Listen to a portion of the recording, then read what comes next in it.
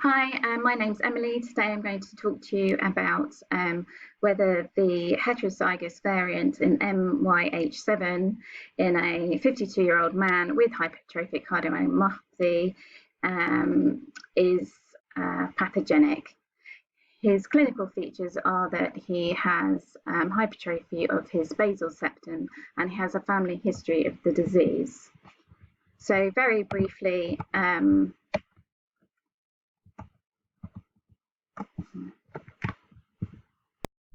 Hi, my name's Emily. Today I'm going to talk to you about my case study, which is the heterozygous variant in MYH7 that does it cause hypertrophic cardiomyopathy?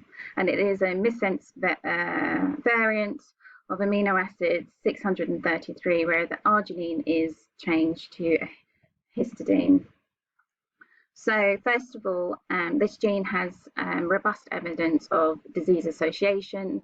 So MYH7 codes for beta myosin heavy chain sarcomere protein, and indeed mutations according to gene reviews in this gene cause hypertrophic cardiomyopathy. It has no distinct geographical, ethnic or sex pattern of distribution. It occurs at any age. It has pediatric and adult onset, but typically it's diagnosed in middle age, and it has an autosomal dominant pattern of inheritance. So it clinically presents with this asymmetric hypertrophy, the enlarged septum and left ventricular wall, which means the ejection volume of the left ventricle of oxygenated blood is significantly decreased, which is typically diagnosed by imaging techniques like Doppler imaging or echocardiograms, and arrhythmias present too. So electrocardiograms are also performed. So when you look at the tissue itself using immunohistochemistry, this is just an hematoxylin and eosin stain. Here the cardiomyocytes are nicely lined up, but with patients with cardiomyopathy, you see this fibrosis or scarring, which means that the heart muscle it's very difficult for it to pump, and also you have these sort of polynuclei cardiomyocytes, and they're not nicely lined up, they're not parallel. So and this can result in arrhythmias, cardiac arrest, sudden death, and valve problems.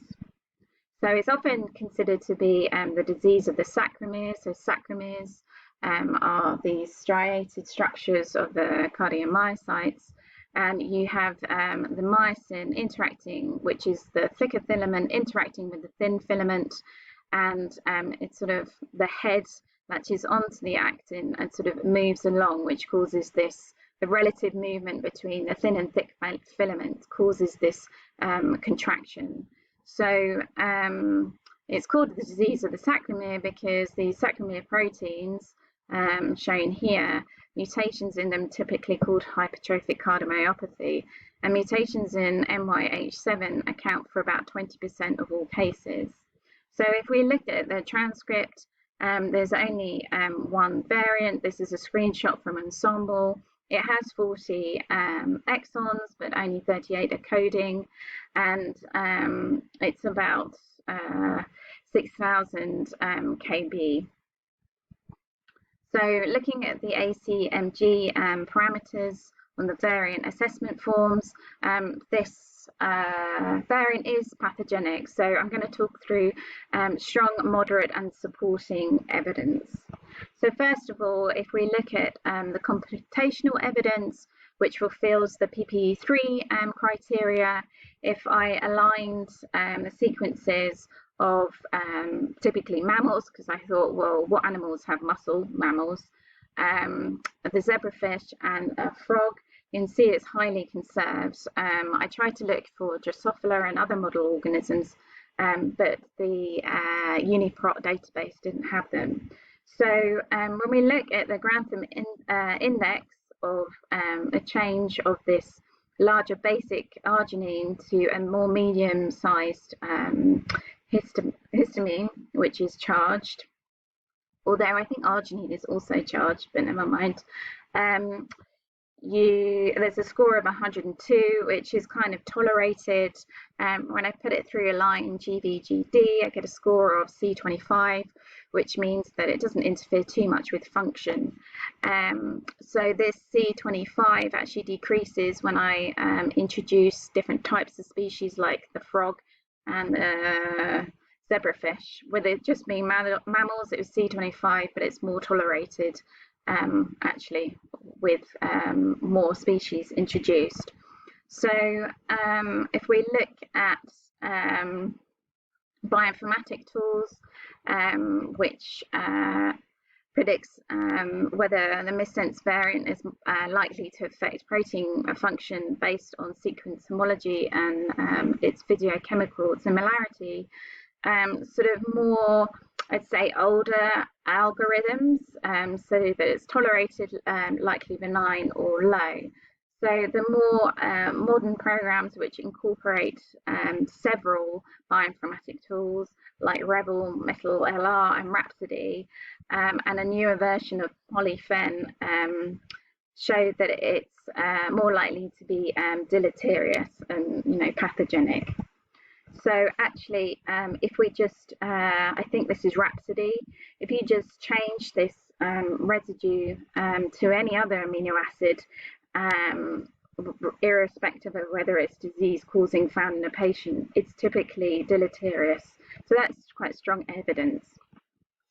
So if we look at clinical databases like ClinVar, this is also the same for DS, SNP and LOVD, that they denote that this variant is also pathogenic, and one submission in ClinVar has been reviewed by an expert panel made up of geneticists, I think just clinicians, people in industry.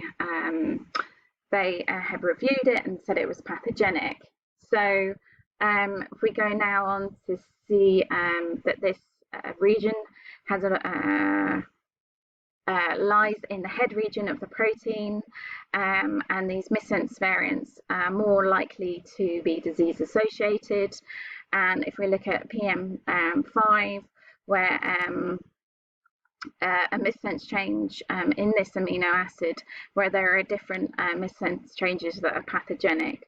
So I think this is a group from Harvard actually were the first to show that a mutation in MYH7 actually caused hypertrophic cardiomyopathy, and indeed our variant does lie within the head, myosin head. And if we look at UniProt, Interpro, several different bioinformatic tools, they too also show it's in the myosin head. And this is now looking at Decipher. It shows that this site is a hotspot for mutations, and the sequencing coverage is pretty good, so it's trustworthy. And a sequencing study, I think of over 800 patients, showed that in this region where our variant is that it's basically a hotspot for, it's kind of a HCM cluster. So it is statistically more likely to be disease associated. So that fulfills two of our criteria. So PP2 analyze if this gene has a low rate of benign missense mutations, so it doesn't really tolerate any changes in its amino acid sequence, with having a Z-score greater than 3.09.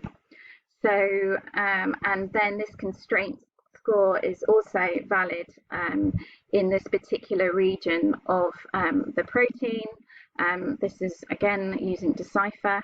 When we look at population studies, it has a allele frequency that is extremely rare in large populations, determined by data in EXAC and genome, and also it fulfills PS4 because it's been reported in more than 30 individuals with hypertrophic cardiomyopathy that aren't related, and that's shown in variant.